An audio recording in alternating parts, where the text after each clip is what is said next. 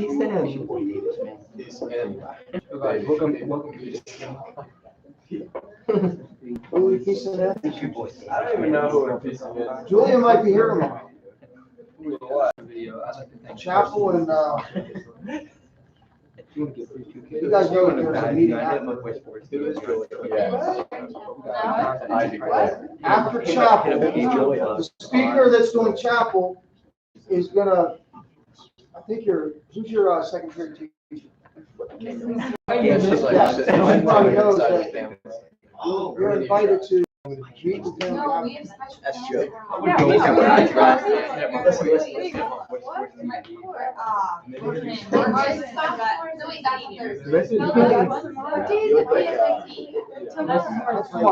Okay, the Gilded Age. Remember yesterday we talked about why is it called that? By the way, if you want to put years on this, it's the last quarter of the 19th century. The Gilded Age called that, Isaac, you missed yesterday, I get it, but it has to do with gold. Something that's like, yes, this is a whole new thing. Reconstruction's over. America is about to explode onto the economic scene to start to become a world power economically. America's prosperity is about to really be unleashed now that the Civil War is over and Reconstruction is over. The word gilded dictionary means something that's kind of like gold covered, gold plated, made to look expensive, even though it's not real gold. So this age, this last quarter of the 19th century gets the nickname Gilded Age because it's a time of great prosperity. For a lot of people, they might not have felt like it was the greatest time in America, but for a few, it was an incredible time.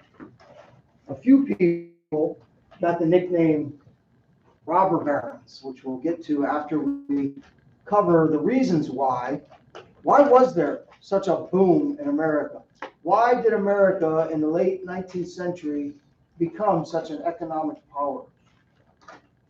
Why was there this rise in industry?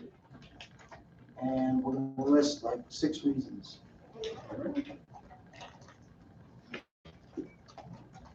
How America became a world industrial leader.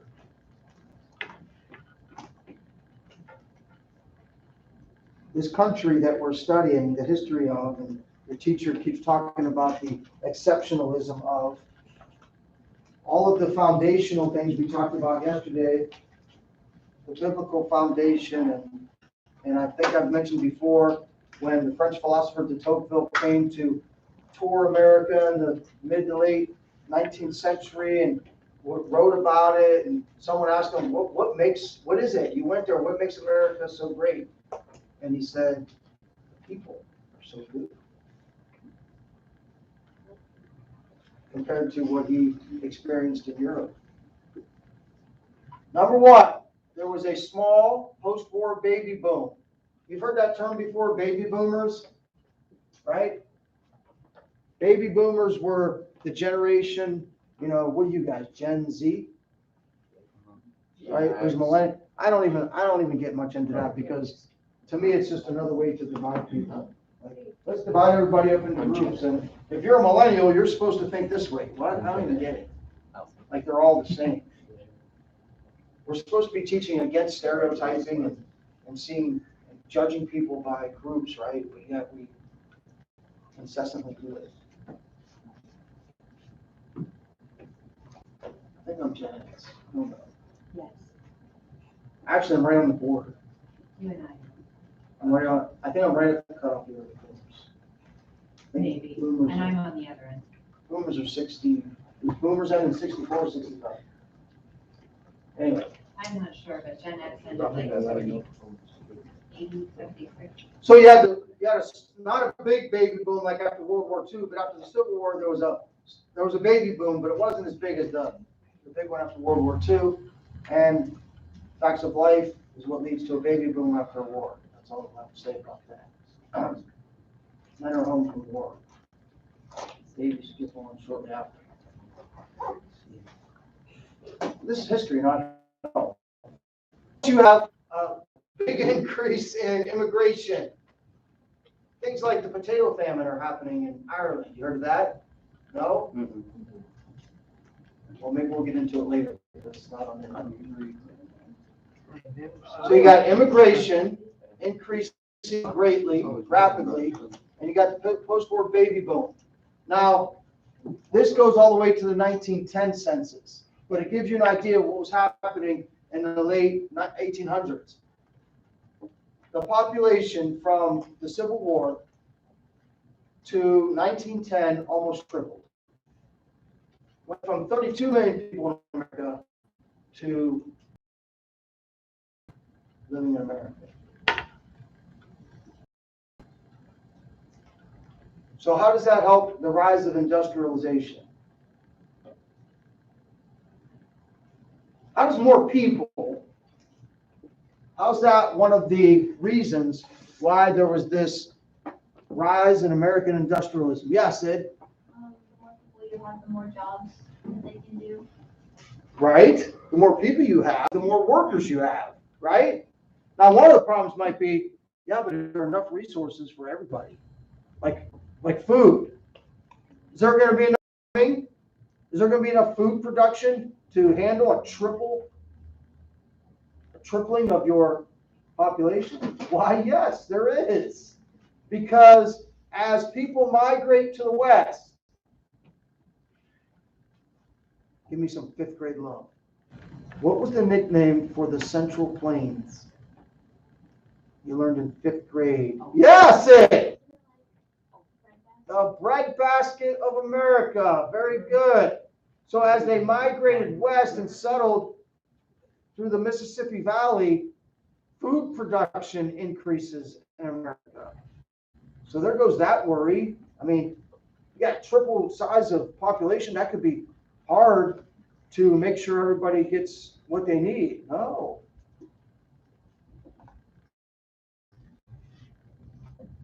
There was rapid expansion of railroads. So as all of this development was going on in the West, and speaking of the farming, how are you going to get those goods back to the East? The railroad. First there were steamboats through the Ohio River to the Mississippi and up in the Great Lakes. Well, now there's railroads. And necessity is the mother of, come on, fifth grade. Who said that? You didn't even have it in fifth grade. Necessity is the mother of invention. So as things are rapidly expanding, you're going to get inventions and innovations to keep up with that. Why? Because they're necessary. Did you ever notice that sometimes you don't do anything until it's absolutely necessary? On a small scale, Caleb, you know how you got things to do, but then you keep putting them off until it's absolutely necessary? Yep. So in a micro scale, you can think of it like that, and it applies to your own life. Like a lot of times you don't do it until you have to. It's necessary. Okay, I got to do it now. So it's the same way with innovations and inventions. Like, hey, why wasn't that invented earlier? It wasn't that people weren't smart. There was like no quote unquote need for it. Necessity is the mother of invention. Does that phrase make sense to everybody? So inventions are born, mother of invention, out of necessity. And a lot of things actually, what part of our society do a lot of inventions come from? Speaking of necessity, what aspect of society do a lot of inventions and innovations come from? Maybe I could word it differently. Aspect. What? Not jobs. I'll take it in the wrong direction. Well, I'll just say it. Military. Does that make sense? A lot of our innovations and inventions technologically come from military, because when is the need greater, right? Like you literally need to improve things so that you can survive the enemy. You got to stay ahead of your enemy as far as technological process. So a lot of our, like the microwave, that's just one that comes to the top of my head, military. You had this innovative spirit that's just on the Enlightenment period, all kinds of scientific activity going on. Innovative spirit in America. New machines, new methods like farming, new irrigation methods, countless things going on with innovation. This helps. It helps in the short term anyway, that our government is placing high tariffs on foreign products. Now you gotta be careful with that. What's a tariff? What's that fancy name for it?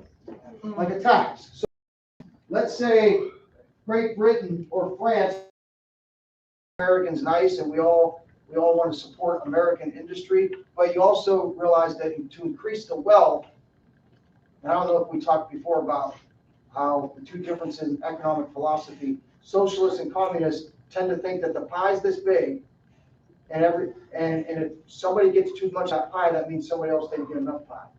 So they try to make it all even, right? Fair? Where a capitalist doesn't see the pie staying this big. The pie just keeps getting bigger and bigger. Yes? Yeah. So with high tariffs on foreign products, that means when you go to buy something, the American made is going to be cheaper. So that's what you'll tend to buy. One of the laws of economics is that, people will demand things that if they consider them the same, they'll get the lower price, right? Just like when Caleb or I go into the grocery store, and we're not real picky. Caleb's more picky than I am, but I see this week Coke is $1.19 for a 2 liter and Pepsi's $1.49. I'm buying Coke. But if I go next week and I see it reversed, guess what I'm buying? Pepsi. Not everybody's as picky as me, but I'm going to go with the lower price, which a lot of people do. By the way, you may have heard of this tariff stuff in the last couple of years. Speaking of how it affects an economy, when I was your age, how many knew that Youngstown was 5th or 6th grade? Youngstown was half in the place. Did you know that? When I was a youngster, Youngstown had, you know how they have divisions of schools and sports? Like in volleyball, what would be Division 6? So 6 is volleyball. Small schools, right? Division 1 schools like Austintown Fitch, larger schools in the state. Youngstown had 4 or 5, at least 4 public schools that would have been Division 1. And they had Cardinal Mooney and Youngstown. That's how booming Youngstown was at one time. And it was all based on what industry? Steel. Yeah. And what happened? Did all of a sudden our American steelworkers not know how to make steel? No. Our market became flooded with Chinese steel, even Russian steel. So from my youth, all I heard was China's just killing us in trade. They've basically dismantled our steel industry. So from Pittsburgh, Youngstown to Cleveland, and out west towards Chicago, all of these towns that used to be bustling and prospering because of the steel industry have become what they call the Rust Belt because all the steel's gone. So for most of my life, I heard, why won't any of our presidents, hey, we got to do better with China? And we finally got a president that did, and we got rid of him. Anyway, because he started to raise tariffs on, Chinese products. Do you ever look in your house, see how many things are made in China? Right? And people have complained about it my whole life. And said, you know what? It's time somebody stands up to this. We're getting killed. He raises Chinese goods. Again, that's good and bad because we need other countries to buy our stuff, right? So you got to be careful. But when you've had generations of one country taking advantage and whooping the other country in that regard, most Americans think that's a good thing. Yeah. Yep. And then finally, we have new sources of power. Oil. The drilling, the discovery and drilling and refining of oil is going to fuel, pun intended, this rise in industry and electricity. What was the main source of power before oil and electricity? Actually, it kind of ties into electricity. If you ever been to, well, I want to give it away. What was the main source of power before oil and electricity? Let your hands go up. Think about it. What natural resource would be the source of power before oil and electricity? Ben? I have a guess. Coal. Before coal. But you're kind of in the right direction because, go ahead. I see you back there. Water! I was going to give the hint, never false. Water was the main source of power. All right, for those 6 reasons, that kind of lays the foundation. What was happening in America that leads to us becoming a world industrial leader? And that leads us to who were the people that were leading this rise in industry in America? Well, we said there was an innovative spirit. You had thousands of people that were getting into the action to take advantage of the changing economic scene in America. Well, we're going to talk here about 3 that kind of rose above everybody else. Of all the thousands of kids that were playing basketball, high school basketball 20 years ago, 20 plus years ago, only a few rose above the rest, right? Like LeBron James. Why is he? Because he rose above all the rest of them.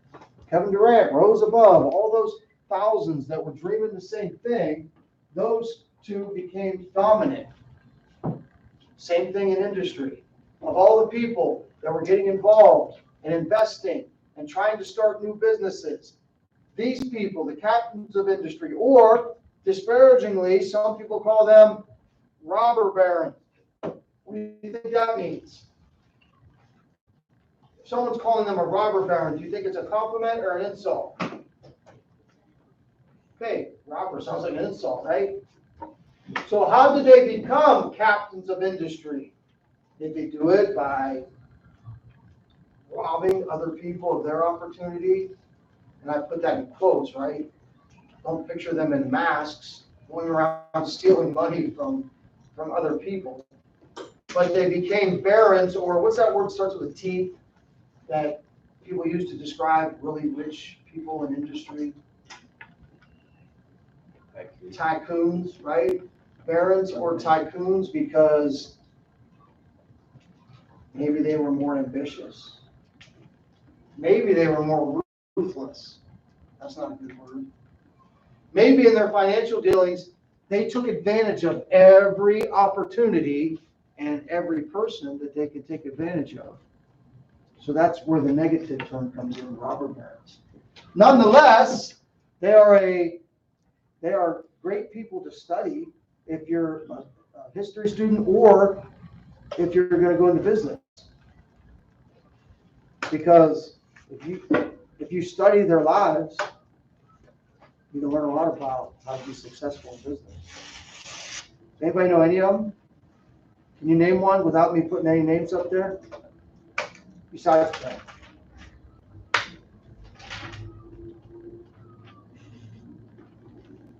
There's usually 3 major captains of industry or robber barons they talk about in the Gilded Age. First one is, see if you heard of this guy. Vanderbilt. Never heard of him? Have you heard of Vanderbilt University? Have I heard of Vanderbilt? Cornelius Vanderbilt. What's the nickname of Vanderbilt University? Hey, baseball. It's a baseball school. What's their nickname? It's Vandy. No, Vandy is the shortening for Vanderbilt. What's like Ohio State Buckeyes? Vanderbilt. Oh. We looked this up one day. Commodores. That was a good guess. There's a reason they're called Commodores, which we'll get to. Vanderbilt University, of course, is named after the great tycoon Cornelius Vanderbilt. here's his story in two lines, which is crazy, right? You could read huge books about the life of Cornelius Vanderbilt, watch long documentaries about the life of Cornelius Vanderbilt, but here's our summation. Vanderbilt grew up in New York City, not to a rich family. He got involved in the ferry business, so he had himself a little sailboat. And from that, his business, he was very shrewd and successful in his little business that he had. Then he becomes someone that actually gets control of all the shipping in New York Harbor. Again, a lot of work went into that. He gets involved in the steamboat industry. So he expands from New York Harbor, where he becomes a pretty big player in commerce in New York, which is a good place to start to grow your wealth. And he expands to the west. So his steamboats going down the Ohio River, connecting to the Mississippi. He has a lot of control in the commerce going east and west in the growing United States. And he controls all that by 1860. Oops, I was supposed to ask what industry he's really known for. Now the answer is up there. The industry that he dominates and really becomes famous for is the railroad industry. He got the nickname Commodore. Does anybody know why? What is a Commodore? Picking on you. Like ahead of all. Okay, it's a naval officer. Commodore is a naval officer. So by being involved in shipping, get it? He got the nickname Commodore.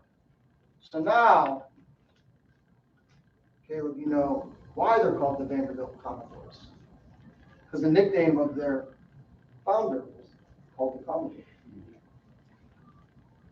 Well, by 1862, this new and more popular way of transporting than the steamboat is the railroad. So, what does Vanderbilt do? Starts investing in the railroad and is smart enough, works hard enough to his investments pay off. He buys out this little railroad company. He buys out that little railroad company. Soon, he's the president of New York Central, one of the major railways in the country, and he's controlling all the trade activity from New York City to Chicago. Did he start out rich? No. Hard work, probably some luck, wise investments, and took those investments and the wealth he was accumulating and accumulated more wealth by buying out all his competitors. So is that a robber baron? Is that, if you're buying out your competitors, are they selling you their business? Yes. But sometimes they're pressured into it, right? Sometimes they really don't want to sell, but you just overwhelm them with ruthless business tactics. I recently watched the documentary on Ray Kroc. You know who that is? Anybody know who Ray Kroc is? Does that name ring a bell? Anyone besides Ben? Anyone know who Ray Kroc is? Ben, tell them who Ray Kroc is. He was the guy who really made McDonald's like a big Yes. thing. And you might say that Ray Kroc stole, you can consider it kind of a robber baron of the mid-20th century, stole McDonald's from these guys that were actually McDonald brothers. And Ray Kroc started working with them and ended up, they didn't really want this to happen, but he ended up, through his shrewd or ruthless dealings, basically almost forcing them to sell out to them. Yes? Yep. So now you know. So maybe now you won't go to McDonald's and be like, wait, they made their fortune because some ruthless guy took advantage of the two brothers that just had this little place in California and they were happy. grew into a great thing, and they were happy, kind of, because they were losing control of what they started. This Ray Kroc guy got involved, and because he was so devious, greedy, whatever. All right, so that's Vanderbilt and the railroads. Oh, we got a little, very short version of Vanderbilt's story.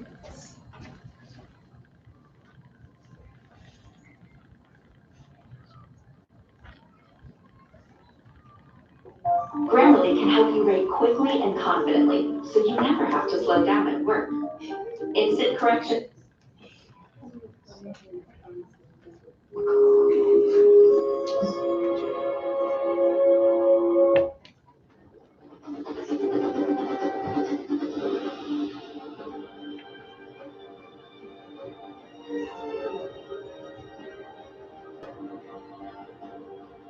One of the great defining aspects of Vanderbilt's career is the good fortune we had to be born within eyesight of the city of New York. Now, the city of New York back then was a large town today, 30,000 people. Yet it was already on its way to becoming the most important port in North America. Vanderbilt, by being born, in a sense, into transportation, having a father who ran a sailboat, then acquiring his own small sailboat, which ran on waters of New York Harbor. He was involved in transportation virtually from birth. Now that's very important because transportation was the most important business in the 19th century. And when opportunities presented themselves, they almost always appeared in transportation first. And some of his genius as a businessman was seizing on those opportunities. Vanderbilt was so successful that sometimes people think he planned everything in advance. In fact, one of his great strengths was his ability to seize upon opportunities that appeared unexpected and make the most of it. New York Central shares are dropping fast. How low? $20 a share. Buy everything you can. Is that a bad thing? Is that smart business? Shares, and shares are going real low. Buy it all. Paid off. The advent of the steam engine, first on the water and then later on land, was truly a revolution. Vanderbilt not only went into steamboats from sailboats, he actually mastered the new technology, studied it. He became the designer of his own steamboats and steamships, and actually took over his first railroad in 1847, while he was still mainly a steamboat and steamship operator. Now that railroad line was the door that opened the way toward his construction of the entire railroad empire. He took these small little railroad lines that had been started before the Civil War, and he began to take them over, to merge them, to connect them, and convert them into large, almost continent-straddling companies and networks, which were more efficient and also made him far wealthier. In 1869, as the consolidation of his empire was well underway, he begins to create Grand Central Depot that later would become Grand Central Station and ultimately Grand Central Terminal. The New York Times, I believe, said that Grand Central was neither grand nor central, and yet it was an active foresight. He'd seen New York steadily growing north in Manhattan. He knew that it would be where the center of the city. It was also a place where we could build what was then the largest. Did you catch that vision? He built Grand Central Station when it wasn't Central New York, but he knew it would be Central New York. So now when you go to Grand Central Station, you're like, hey, right here in the middle of the city is this Grand, well, before that, it wasn't the center of town. This railroad station in the Western Hemisphere, and the second largest in the world, it was essentially financed by Vanderbilt himself. It's a very personal project for him, financially as well as in terms of his reputation. And he he helps to set the template that these future tycoons who go on to do new and in some ways bigger things, they follow. He sets the ground that they build upon.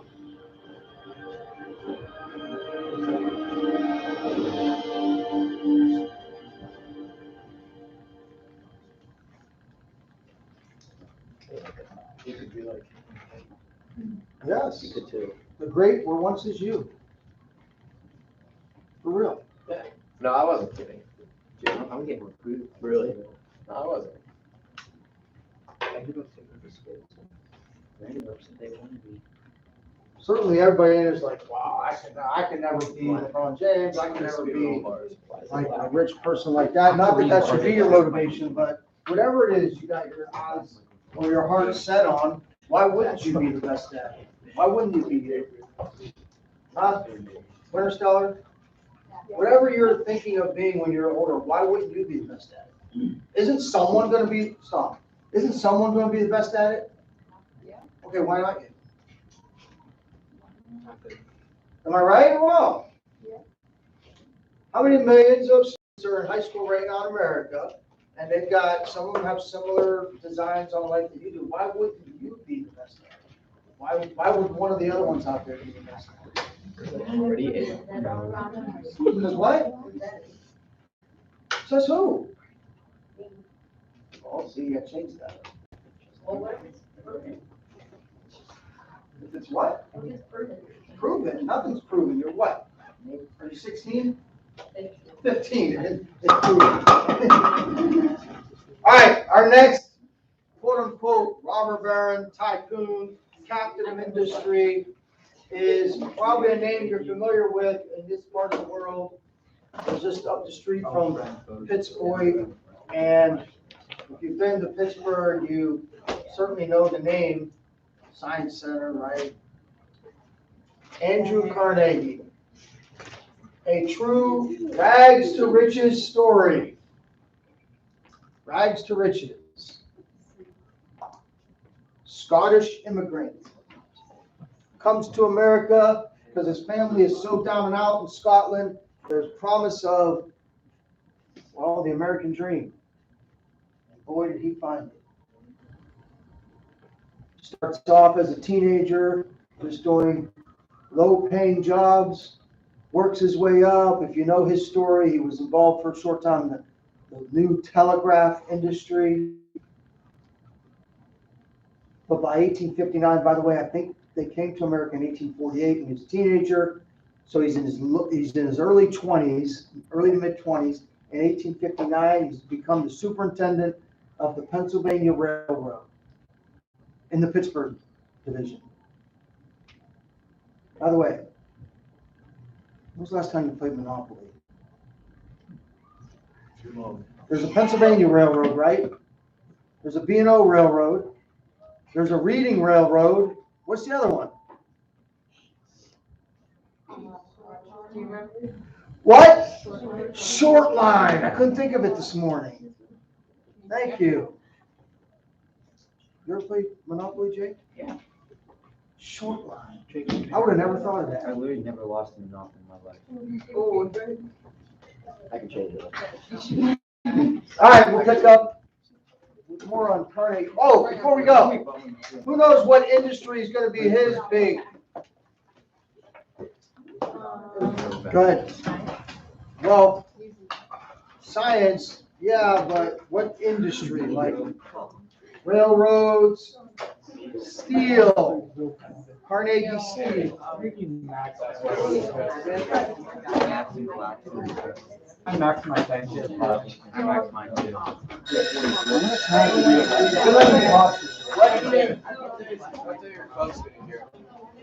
Probably already. Get new clubs. Heck yeah. Let's go. Big time. How big, Jamin? How big time? Where are they? Just Callaway's. You got the same clubs as me like 2 months later. Yeah. Thinks they're so cool. Right. Yeah, It wants to be well, just actually, like here's you. how it Yes. went. I found the clubs, but he was allowed to buy clubs before me, so he got them first. That is how it went. That is how it went entirely. So